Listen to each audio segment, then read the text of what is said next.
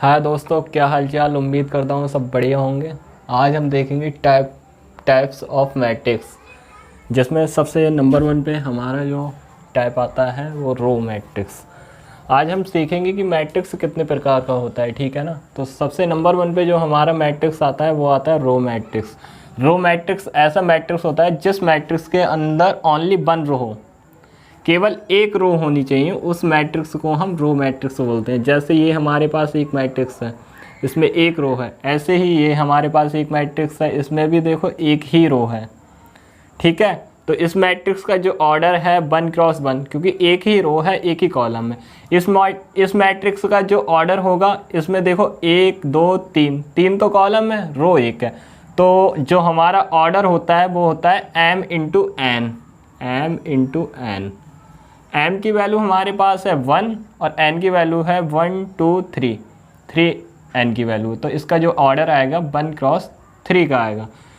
अब जो row matrix होता है उसका जनरल रिप्रेजेंटेशन जो होता है वो ये होता है Aij 1 into N.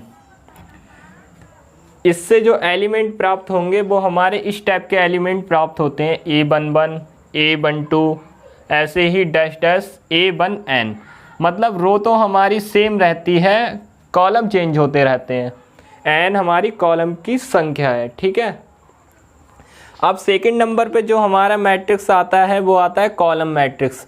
Column matrix ऐसा मैट्रिक्स जिसके अंदर केवल 1 कॉलम हो, उसे हम कॉलम मैट्रिक्स कहते हैं। जैसे ये देखो, इसमें एक ही तो कॉलम है, ये देखो इसमें भी एक ही कॉलम है, ये मैट्रिक्स देखो इसमें भी एक ही कॉलम है। इसमें देखो कितनी रो हैं, 1 2, 2 रो हैं, एक कॉलम है। इसमें देखो 1 2 3, 3 रो हैं, एक कॉलम है, ठीक है। ऐसे ही 1 2 3 4, इसमें 4 रो हैं, एक कॉलम है। तो इनके जो ऑर्डर हैं रो इनटू कॉलम होते हैं, वो मैं आपको पहले ही बता चुका हूँ, ठीक है। अब देखेंगे कॉलम मैट्रिक्स का जो जनरल रिप्रेजेंटेशन होता है वो किस टाइप का होता है। General representation of column matrix, इसमें जो होगा एलिमेंट सबके होते हैं Aij, m इंटू एन होता है। ये कॉलम मैट्रिक्स है, ठीक है। कॉलम मैट्रिक्स में n की जगह 1 हो जाता है, ठीक है। तो n की जगह 1। अब इससे जो एलिमेंट प्राप्त होंगे वो हमारे इस टाइप के प्राप्त होंगे A11 A21 A31, ऐसे ही डैश डैश AM1। मतलब कॉलम हमेशा हमारा 1 ही रहेगा, रो हमारी चेंज हो रही है। यहाँ पे फर्स्ट रो है, यहाँ पे सेकंड रो है, यहाँ पे थर्ड रो है, यहाँ पे mth रो है, ठीक है। ऐसे ही तीसरे नंबर पे हमारा आता है रेक्टेंगुलर मैट्रिक्स। रेक्टेंगुलर मैट्रिक्स के अंदर ऐसा मैट्रिक्स जिस मैट्रिक्स के अंदर number of row not equal to number of column, ऐसा मैट्रिक्स जिसमें नंबर रो और कॉलम की संख्या बराबर नहीं होती, उसे हम रेक्टेंगुलर मैट्रिक्स कहते हैं। जैसे ये हमारा मैट्रिक्स है। अब इसमें देखो रो कितनी है, 1 2, 2 हमारी रो हो गई, और कॉलम्स कितने हैं, देखो कॉलम्स कितने, 1 2 3 कॉलम है। अब 2 और 3 क्या बराबर हैं? कभी नहीं हो सकते 2 और 3 बराबर, इसलिए हमारा कौन सा मैट्रिक्स हो गया, रेक्टेंगुलर मैट्रिक्स। ऐसे ही इस मैट्रिक्स में देखो रो कितनी है, एक की तो रो है, कॉलम्स कितने हैं, 1 2 3, 3 कॉलम्स हैं। 1 और 3 कभी बराबर हो सकते हैं? नहीं हो सकते, इसलिए ये कौन सा मैट्रिक्स हो हमारा, रेक्टेंगुलर मैट्रिक्स होगा।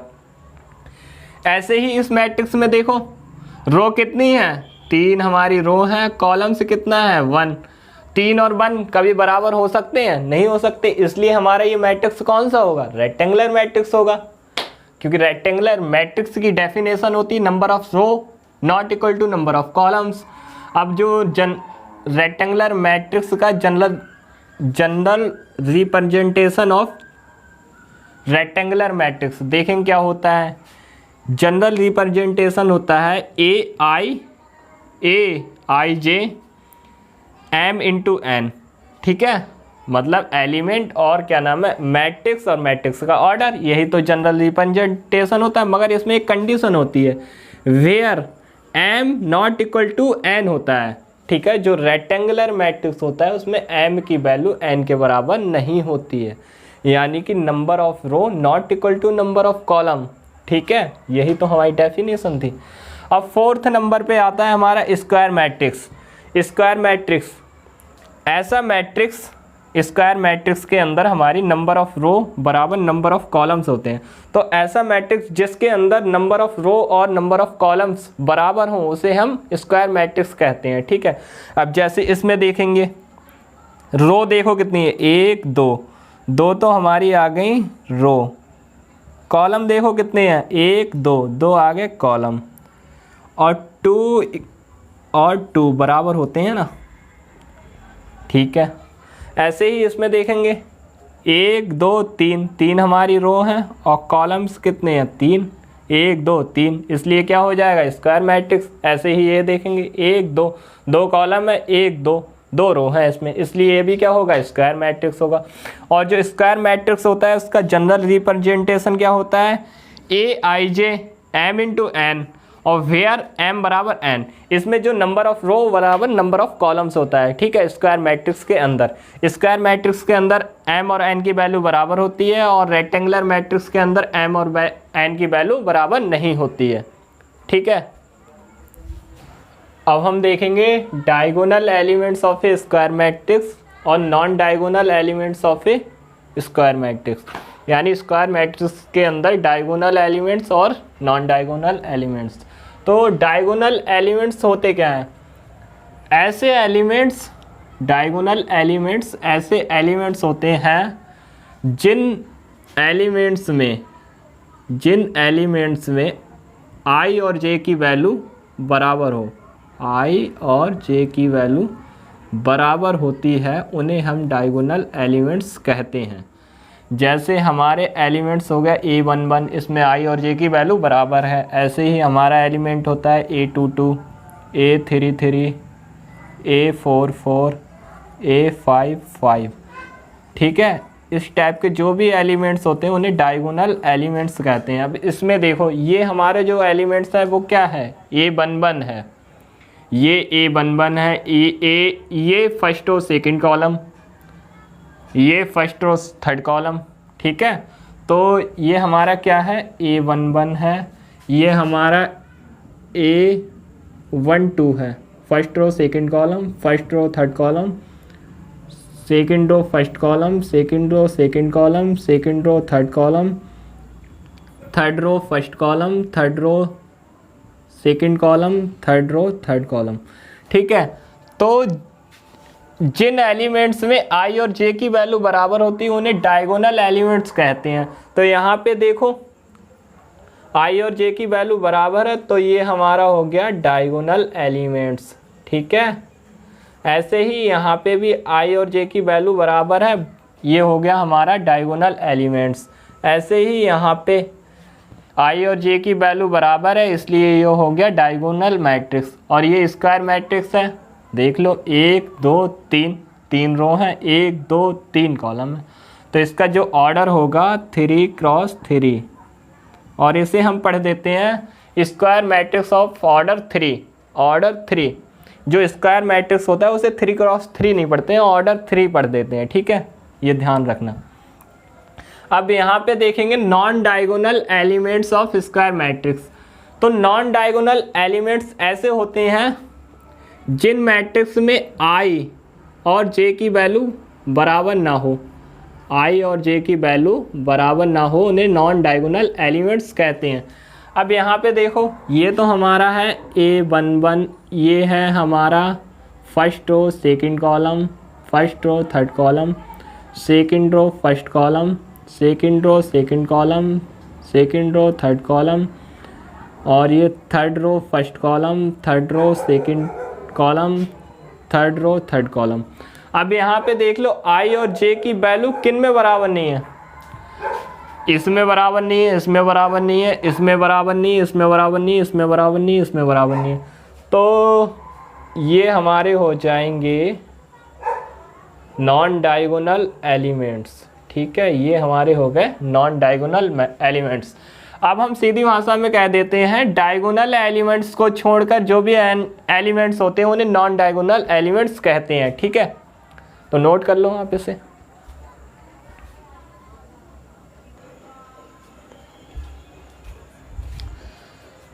अभी हमने देखा था टाइप्स ऑफ मैट्रिक्स, अब हम देखेंगे टाइप्स ऑफ स्क्वायर मैट्रिक्स। अब देखेंगे स्क्वायर मैट्रिक्स कितने प्रकार का होता है। तो इस स्क्वायर मैट्रिक्स देखो कितने प्रकार का होता है।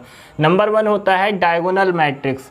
Is diagonal matrix is a square matrix. Diagonal matrix square matrix का ही एक पार्ट होता है। बहन आल, जहाँ all non diagonal elements are zero, जहाँ non diagonal elements are zero. ठीक है, जैसे ये हमारा कोई मैट्रिक्स है, ये हमारा डायगोनल एलिमेंट्स है ना, ये डायगोनल मैट्रिक्स, ये हमारा एक स्क्वायर मैट्रिक्स है क्योंकि इसमें फर्स्ट रो, एक रो, दो रो हैं और 2 ही कॉलम हैं। ऐसे ही इसमें देखो 1 2 3 रो हैं और 3 ही कॉलम हैं, इसलिए हमारा क्या हो गया स्क्वायर मैट्रिक्स। इसमें दे रखा है square matrix when all non diagonal element. Non diagonal elements क्या होते हैं? डायगोनल के एलिमेंट्स को छोड़कर जो भी एलिमेंट्स होते हैं वो नॉन डायगोनल एलिमेंट्स होते हैं। तो यहाँ पे 0 0 नॉन डायगोनल एलिमेंट्स है। Non diagonal elements are zero हैं, इसलिए ये क्या हो गया डायगोनल एलिमेंट, डायगोनल मैट्रिक्स हो गया। ऐसे ही यहाँ पे देखो ये वाले हमारे होते हैं डायगोनल एलिमेंट्स, और इनको छोड़कर जो भी एलिमेंट्स होते हैं उन्हें बोलते हैं नॉन डायगोनल एलिमेंट्स, जिनमें आई और जे की वैल्यू बराबर नहीं होती है। ठीक है, तो ये हमारे नॉन डायगोनल एलिमेंट्स हैं और ये जीरो हैं, तो ये हमारा क्या बनेगा डायगोनल मैट्रिक्स। अब डायगोनल मैट्रिक्स का जनरल रिप्रेजेंटेशन देखो क्या होता है। जनरल रिप्रेजेंटेशन ये होता है व्हेन जब आई और जे की वैल्यू बराबर होगी तो उस कंडीशन में आई और जे नॉट इक्वल टू जीरो होगा। देख लो यहाँ पे आई और जे की वैल्यू बराबर है तो जीरो नहीं है, और व्हेन आई और जे बराबर होते हैं, यहाँ पे व्हेन आई और जे जब बराबर होते हैं तो उस कंडीशन में यहाँ पे होगा नॉट बराबर, नॉट इक्वल टू, ये होगा नॉट इक्वल टू। आई और जे जब बराबर नहीं होते हैं उस कंडीशन में हमारी आई और जे की वैल्यू जीरो होती है। यहाँ पे आई और जे बराबर नहीं है तो यहाँ पे ये जीरो होंगे, यहाँ पे भी जीरो, यहाँ पे भी जीरो, यहाँ पे भी जीरो, यहाँ पे भी जीरो। यही जनरल रिप्रेजेंटेशन होता है, इनकी सहायता से हम एक डायगोनल मैट्रिक्स बना सकते हैं। अब देखेंगे नंबर 3 पे। नंबर 2 पे आता है scalar matrix. Scalar matrix is a diagonal matrix, is a diagonal scalar matrix is a diagonal matrix in which all non diagonal elements are zero. ठीक है, स्केलर मैट्रिक्स एक ऐसा मैट्रिक्स होता है जिसमें which all non diagonal elements are zero, जिसमें non diagonal elements zero होते हैं। देखो इसमें भी जीरो है, इसमें भी जीरो, मगर इसमें जो डायगोनल के एलिमेंट्स होते हैं वो सेम होते हैं। सेम डायगोनल के जो भी एलिमेंट्स होते हैं वो सेम होते हैं स्केलर मैट्रिक्स के अंदर, ये बात ध्यान रखना। ठीक है, और जो सेम होते हैं वो कॉमन भी होते हैं, यहाँ से 5 कॉमन ले सकते हैं। अब इसको हम के की फॉर्म में लिख सकते हैं, जैसे यहाँ से जब तीनों में से 5 कॉमन लेंगे तो 5 कॉमन आ जाएगा, उसे हम के मान सकते हैं। ठीक है, तो इसमें क्या होगा जनरल रिप्रेजेंटेशन, इसमें जब आई और जे की वैल्यू बराबर होगी तो उस कंडीशन में आई और जे की जगह पे के होगा। यहाँ पे देखो बराबर है तो 5 की जगह पे के होगा। ठीक है, ऐसे ही जब आई और जे की वैल्यू बराबर नहीं होगी उस कंडीशन में एलिमेंट्स जीरो होगा। यहाँ पे देख लो जीरो है। ऐसे ही 4th नंबर पे आता है हमारा, नहीं 3rd नंबर पे हमारा आता है आइडेंटिटी मैट्रिक्स। ये हमारा थर्ड नंबर है आइडेंटिटी मैट्रिक्स। आइडेंटिटी मैट्रिक्स ऐसा मैट्रिक्स होता है, स्क्वायर मैट्रिक्स, डायगोनल मैट्रिक्स और स्केलर मैट्रिक्स तीनों आते हैं इसके अंदर। ठीक है, आइडेंटिटी मैट्रिक्स के अंदर डायगोनल के एलिमेंट्स 1 होते हैं, डायगोनल के एलिमेंट्स 1 होते हैं और बकाया जो भी एलिमेंट्स होते हैं वो सब जीरो होते हैं। जनरल रिप्रेजेंटेशन क्या कहता है इसका, देखो आई जे वेयर जब आई और जे की वैल्यू बराबर होगी, जब आई और जे की वैल्यू बराबर होगी उस कंडीशन में जो हमारा एलिमेंट होगा वो 1 होगा, और जब आई और जे की वैल्यू बराबर नहीं होगी तो उस कंडीशन में जो एलिमेंट होगा वो 0 होगा। ये हमारा होता है आइडेंटिटी मैट्रिक्स। ठीक है, अब आता है नंबर 4th पे नल मैट्रिक्स। नल मैट्रिक्स को हम जीरो मैट्रिक्स भी कहते हैं। ठीक है, इसे हम ऐसे लिखते हैं, ये ये है फर्स्ट रो फर्स्ट कॉलम, यानी कि इसका जो ऑर्डर है 1 क्रॉस 1 है, इसका जो ऑर्डर है 2 क्रॉस 2 है, इसका जो ऑर्डर है 3 क्रॉस 3 है। ठीक है, ऐसे ही नंबर 5 पे आता है हमारा इक्वल मैट्रिक्स। इक्वल मैट्रिक्स के अंदर दो कंडीशन होती है। इक्वल मैट्रिक्स तब संभव होता है जब सेम ऑर्डर होने चाहिए और करस्पॉन्डिंग एलिमेंट्स इक्वल होते हैं। इक्वल मैट्रिक्स के अंदर सेम ऑर्डर होता है, करस्पॉन्डिंग एलिमेंट्स बराबर होते हैं। जैसे यहाँ पे देख लो 1 2 3 4, ये हमने कोई मैट्रिक्स ले लिया, अब इसके बराबर यही मैट्रिक्स है 1 2 3 4। अब इसका जो ऑर्डर है, इसका ऑर्डर हमारा है 2 क्रॉस 2, तो इसका भी जो ऑर्डर है वो भी हमारा 2 क्रॉस 2 है। तो ऑर्डर तो हमारे सेम हो गए। अब देख लो करस्पॉन्डिंग एलिमेंट्स, इसमें 1 है तो इसमें भी 1 है। इसमें देखो सेकंड एलिमेंट ये 2 है, ये भी 2 है। इसमें देख लो सेकंड रो का फर्स्ट कॉलम 3 है, इसमें भी देख लो सेकंड रो फर्स्ट कॉलम 3 है। इसमें देख लो सेकंड रो सेकंड कॉलम क्या है 4 है, इसमें भी 4 है। तो ये हमारे होते हैं इस स्क्वायर मैट्रिक्स के टाइप। स्क्वायर मैट्रिक्स हमारे 1 2 3 4 5 टाइप का होता है। ठीक है,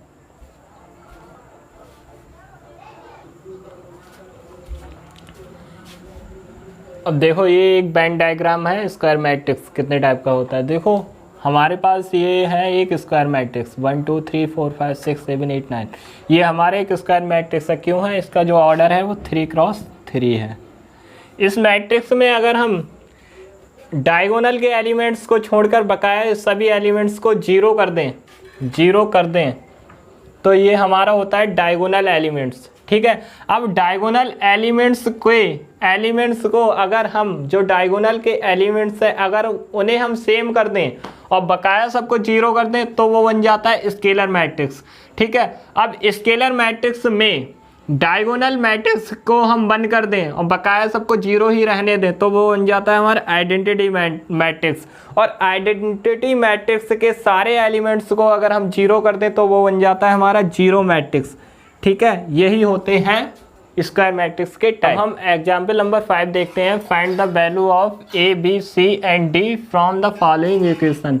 ये हमारे पास कोई इक्वेशन दे रखी है, इसमें हमें ए बी और सी और डी की वैल्यू ज्ञात करनी है। देखो ये जो हमारे पास मैट्रिक्स है इसका ऑर्डर क्या है 2 क्रॉस 2 और इसका जो ऑर्डर है वो भी 2 क्रॉस 2 है। तो यानी कि ये इक्वल मैट्रिक्स हैं क्योंकि इनके ऑर्डर सेम है। जब मैट्रिक्स इक्वल होते हैं, हमने अभी आपको क्या बताया था, जब मैट्रिक्स इक्वल होते हैं तो उनके करस्पॉन्डिंग एलिमेंट्स भी इक्वल होते हैं। तो क्या करेंगे ऑन कंपैरिजन, यहाँ पे लिखेंगे पहले सॉल्यूशन, फिर यहाँ पे लिखेंगे ऑन कंपैरिजन।